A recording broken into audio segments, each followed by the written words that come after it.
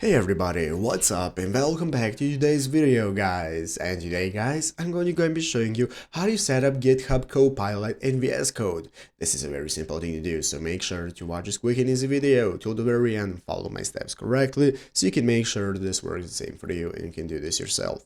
But yeah guys, let's get straight into it. So first things first, we want to go ahead and open up the official GitHub website right here at github.com if you've not already. Once you have it opened up, you'll be greeted by the main page, and this is going to be the main page where in the upper right corner we can get started with logging in. So we have our account option right here to sign up for a new account if you don't already have one. If you haven't, just log in and now you'll be greeted by this home page right here where you can take a look at all the repositories you have. You have your home page with all the home info, your project, and so on. And now we can get started. So basically guys, how do we get started setting up GitHub Copilot VS Code? It's very easy. Here we have the Copilot that we can access right here in the upper right corner. By clicking on our profile icon, we can open up the Copilot in the menu and get started using it with a free trial. But how do we set it up? Here you have your options in this official Code Visual Studio web page where you can take a look how to set up Copilot in VS Code. You can follow the steps right here. Basically, you're going to use this option right here that says use AI features with Copilot for free. After that, you're going to sign in to use Copilot for free if you do not want to pay for it. And if you don't yet have a Copilot subscription, you can follow the steps in the browser